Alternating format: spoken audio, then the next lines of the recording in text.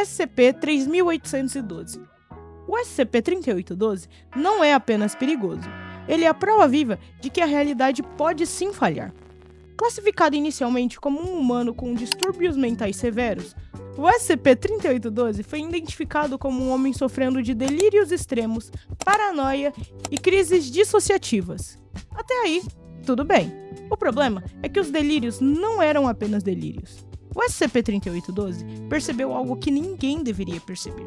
Ele entendeu que a realidade em que vivia era apenas uma camada narrativa, escrita por algo acima dele.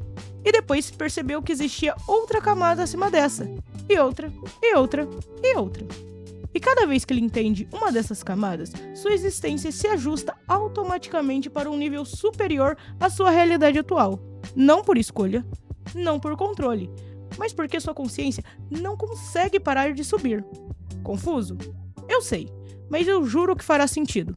A Fundação tentou de tudo. Contenção psicológica, medicamento e isolamento absoluto. Nada funciona. Porque o SCP-3812 não está quebrando as leis da realidade. Ele está deixando de existir nessa realidade. O mais perturbador é que ele não quer isso. O 3812 não é um deus onisciente e arrogante. Ele é uma mente em constante colapso, sofrendo por perceber que tudo ao seu redor são apenas ideias descartáveis em narrativas inferiores. Em certos registros, o SCP-3812 tenta corrigir a realidade, não como um vilão, mas como alguém que está tentando arrumar um erro de continuidade. Cidades desaparecem, eventos nunca acontecem e vidas são reescritas, não por capricho, mas porque, do ponto de vista dele, aquilo não deveria existir daquele jeito.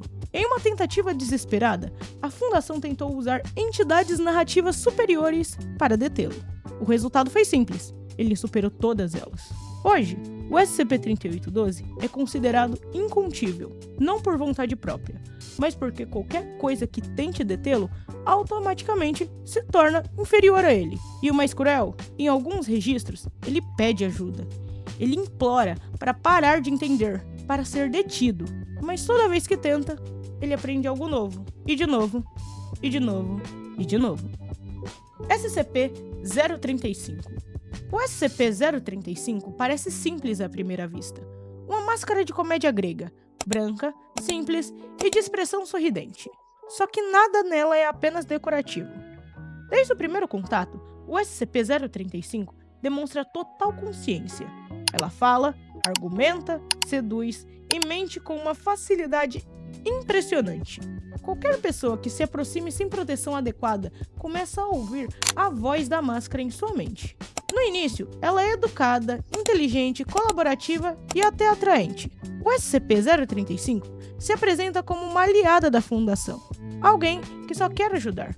E esse é o primeiro erro. 035 se adapta psicologicamente a cada usuário. Ela identifica as inseguranças, as ambições, as frustrações e usa tudo isso como uma arma. Pesquisadores relatam sensação de empatia extrema, uma vontade quase irracional de removê-la da contenção. A crença absoluta de que, dessa vez, pode ser diferente. Mas nunca é. Quando o SCP-035 é colocado no rosto de um hospedeiro, a transição é quase imediata. O corpo entra em colapso, sangue, fluidos corporais e tecidos orgânicos começam a se decompor de forma acelerada, transformando o hospedeiro em algo próximo de um cadáver ambulante.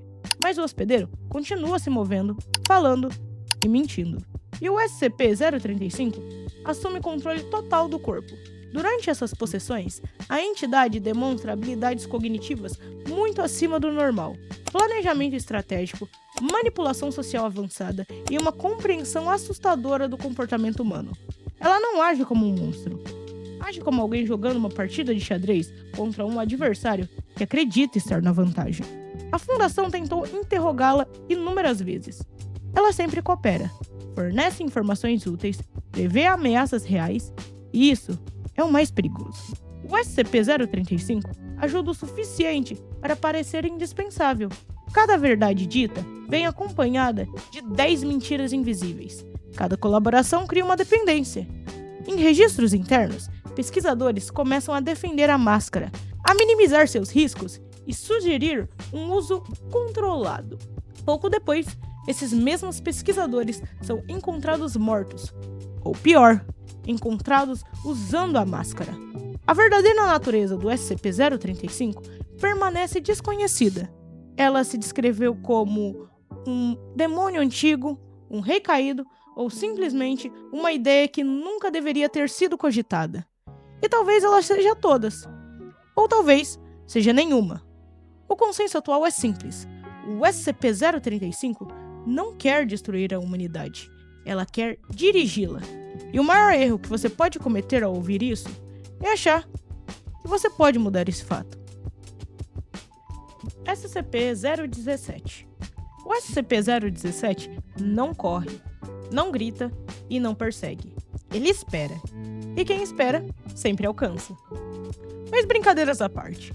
O SCP-017 é descrito como uma silhueta humanoide feita de escuridão absoluta. Não é a ausência de luz, é algo mais denso, como se a própria luz fosse engolida ao tocá-lo. Quando observado à distância, o SCP-017 parece inofensivo, parado, completamente inerte, como uma sombra projetada na parede errada.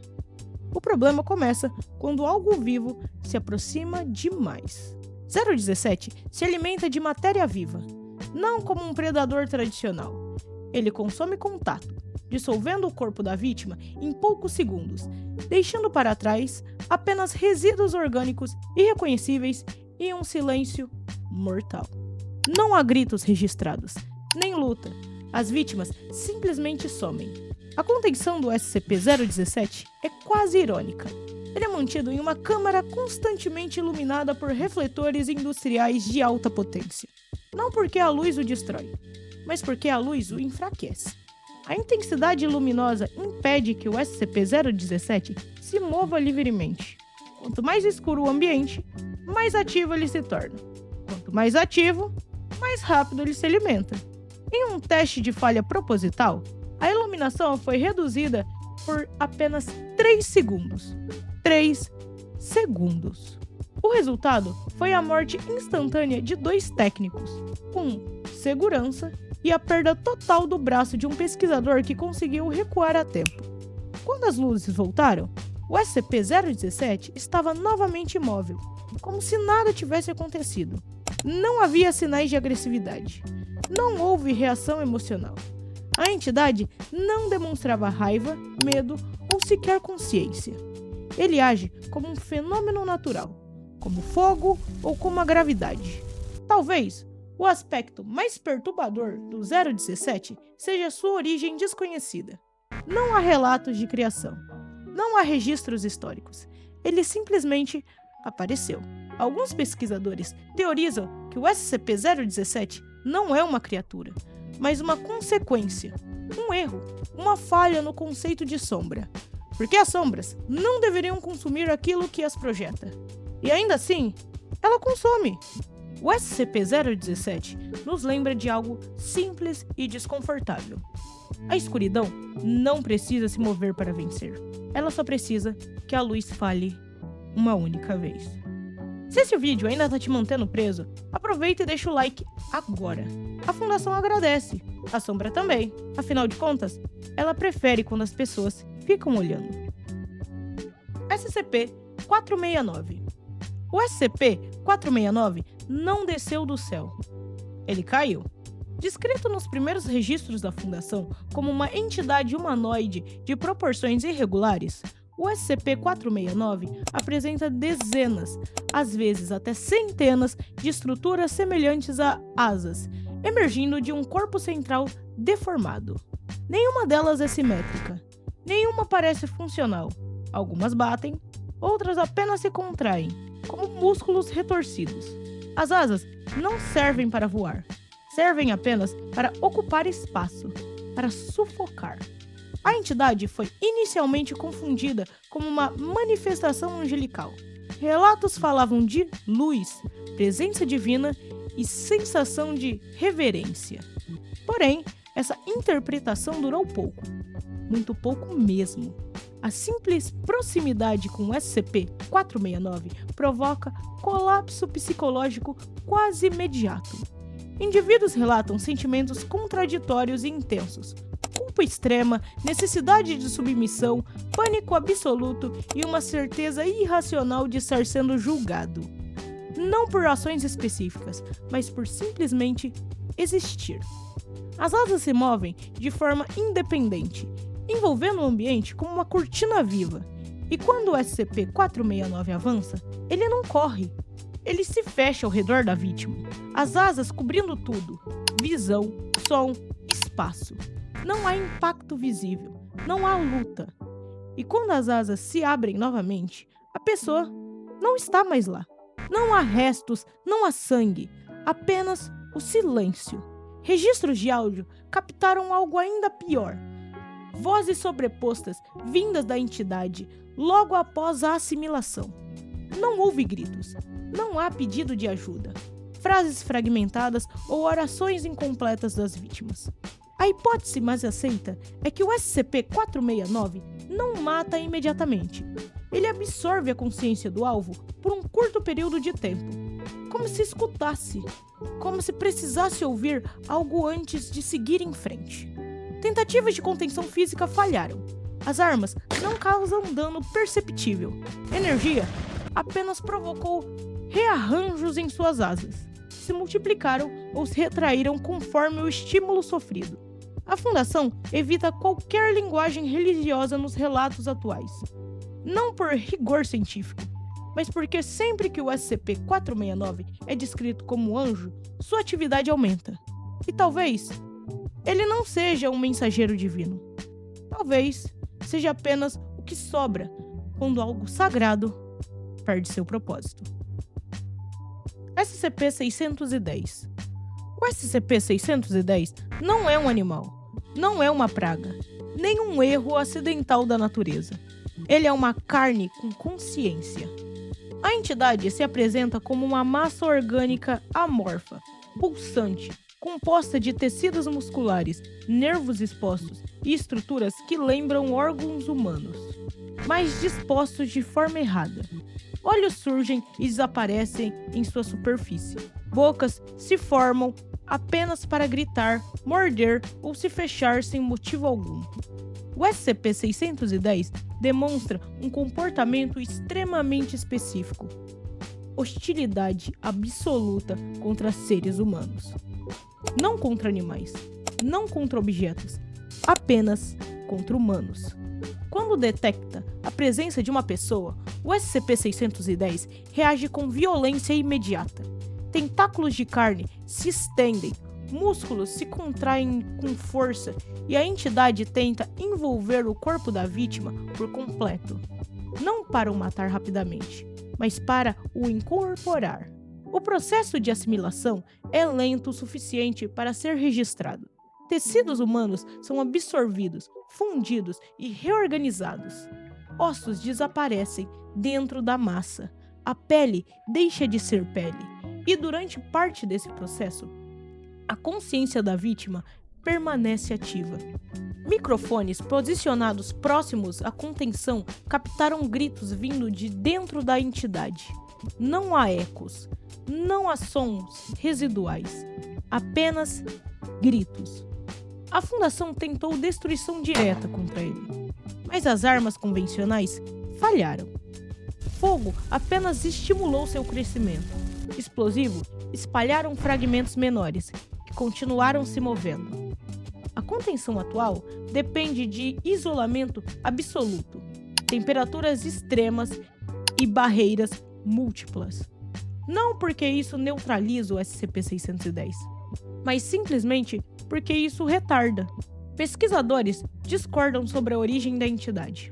Alguns acreditam que o SCP-610 seja um organismo artificial, criado a partir de experimentos biológicos que perderam qualquer controle ético. Outros defendem algo ainda pior, que o SCP-610 seja o resultado de carne humana submetida a condições impossíveis, até aprender a odiar sua própria origem. O consenso é simples e desconfortável. O SCP-610 não quer dominar o mundo, não quer se reproduzir, não quer nem sequer se esconder. Ele quer consumir tudo que é humano, até que não reste mais ninguém para lembrar do que ela veio a ser. SCP-053. O SCP-053 é uma menina pequena, muito pequena. Ela não parece anômala. Não fala coisas estranhas, não flutua, não altera a realidade conscientemente. Ela apenas existe. E isso é suficiente para matar muitas pessoas. Qualquer ser humano que permaneça próximo ao SCP-053 por um tempo prolongado começa a sofrer alterações psicológicas severas. No início, são apenas mudanças sutis, irritabilidade, ansiedade, pensamentos intrusivos. E depois vem a paranoia, a sensação de ameaça constante, a convicção irracional de que algo precisa ser feito. E então surge um impulso, um desejo violento e incontrolável de matar o SCP-053. Não por ódio, não por raiva pessoal, mas por uma certeza absoluta de que ela não deveria estar viva. A maioria não resiste. Há registros de médicos, seguranças e pesquisadores altamente treinados tentando estrangular, esfaquear ou espancar a pequena criança. Muitos choravam enquanto faziam isso, e todos eles falharam. O SCP-053 é imune a qualquer forma de dano. Armas se quebram, lâminas não cortam. Força física simplesmente não funciona. E quando o ataque inevitavelmente falha, algo pior acontece. A agressão parece voltar para o agressor. Colapsos cerebrais, falência múltipla de órgãos, morte quase imediata. O SCP-053 observa tudo com uma confusão genuína. Ela não entende por que as pessoas ficam nervosas. Não entendem porque tentam machucá-la. Ela só sabe que depois de um tempo, elas caem no chão e não levantam mais. A contenção envolve isolamento extremo e interação mínima, sempre por períodos curtos. E mesmo assim, incidentes continuam ocorrendo. Há uma teoria amplamente aceita, e nunca confirmada, de que o SCP-053 é uma manifestação de algo muito antigo, algo ligado a uma violência primordial, ao instinto de eliminar ameaças antes mesmo de entendê-las. Alguns vão além. Acreditam que o SCP-053 não causa o desejo de matar. Ela apenas remove os filtros. Mostra o que existe debaixo da civilidade, do autocontrole e da moral. E se isso for verdade, então o SCP não é ela. O SCP é a gente.